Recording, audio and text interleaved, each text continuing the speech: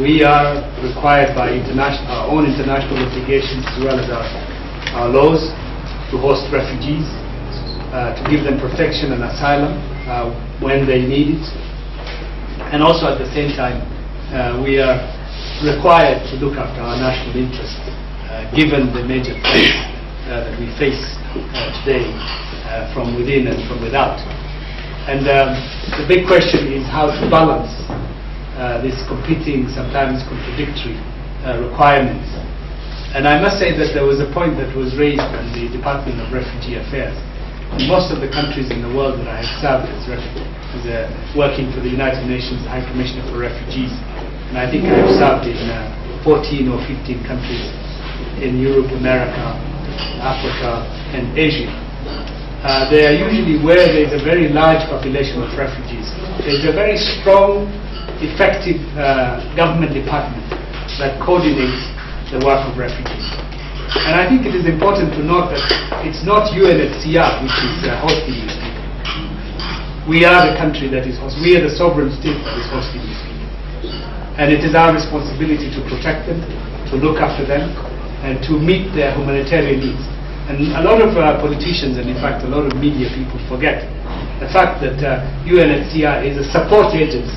It comes in to give us support. It's not the primary actor in hosting refugees in our country. You don't need UNHCR to host refugees. There are countries that do not have UNHCR offices because they don't have big refugee populations that host refugees like us. And also there are many countries around, even in our region, that are facing the same threats, similar threat to us in terms of terrorism, in terms of criminal activities, that host large number of refugees. Like Ethiopia is a good example. Djibouti is a host. Tanzania is a host. Uganda is a host. All these countries have been able to manage their refugee problems much better than us. And I think there is a challenge here for us to perhaps maybe we would have interrogated our Department of Refugee Affairs if they will have representatives here. Because the burden that you are carrying as enforcement officers, as police officers, is overwhelming in the sense that you do not have a supporting department that gives you what the rules and the regulations are, that provides you with the civic education that you need. For example, the issue of human rights is now taught in our police academy. It would have been very good if the department would have recommended that refugee law should be included at the very beginning. I also like to sort of also challenge UNHCR and say that I think in terms of civic education, in terms of engaging the key players in Kenya, is also lacking, as I know from other countries. For example, I was the Senior External Relation Officer for Southern Africa when both Namibia and South Africa became independent. And we invest a lot of money and time working with them on their refugee policies, working them on informing parliamentarians, police officers, prison officers, government officials who are on the front line of refugee affairs. The need to be able to know what the laws of their own country are and what their international obligations are. So I think maybe this is a good beginning and maybe it can be extended. On a political note, I think the encampment issue might be a bit controversial. I know the judge has made a very good decision which is on the side of our constitution. But on the reality is that we have always followed the Africa Refugee Convention. And the Africa Refugee Convention allows prima facie, and all Somalis who enter our country are given, I believe, unless things have changed, blanket cover.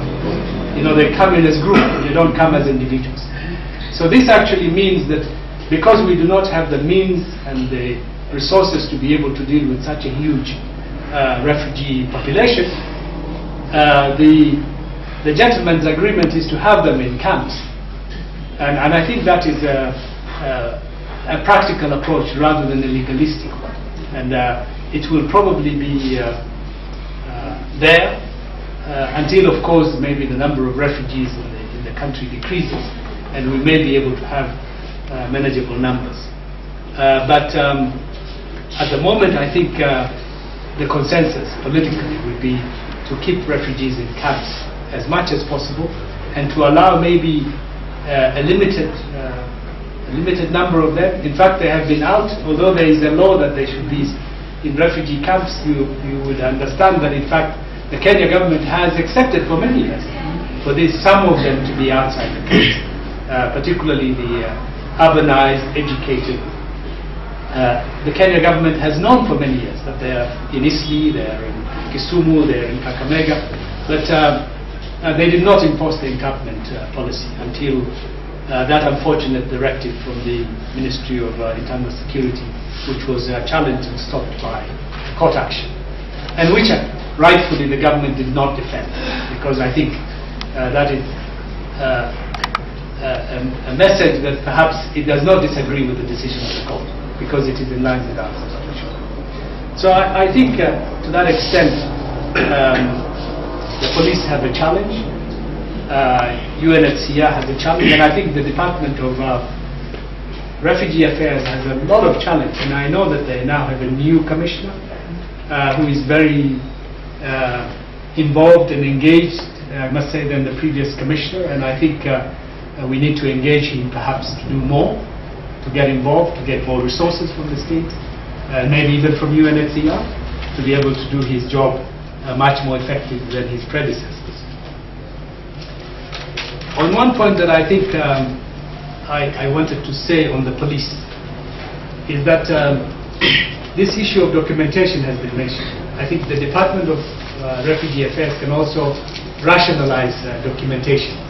And also, in this age of terrorism, it is just not acceptable for someone to be just carrying a piece of paper with his name and UNHCR stamp. I think you need to sort of introduce a more acceptable, more effective documentation, because the person then, there could be a machine or a database that can immediately identify whether that person is a bona fide refugee or not. I think there is going to be a lot of problems as long as they're different. There's an alien card, there's an RSD card, all kinds of papers. So maybe they need to be standardized for the future. But on the police, I think I never understand why the police would be spending a lot of money and time detaining undocumented people who, I know there's no country in the world that would accept undocumented people to freely walk everywhere in the country. That is not acceptable. But to detain someone, take him to court, and then the court decides that that person should be fined, detained, and then finally perhaps be handed over to UNHCR. What I wonder is, why does it take that long process? Because it costs us money and time you could have spent dealing with the real criminals and terrorists. Then some petty issues. And why are these people not charged with other things? Because most of the time when I read in Kituo or Wingi, it is illegal entry. And it puzzles me why they're detained on illegal entry when in fact we give them prima facie coverage.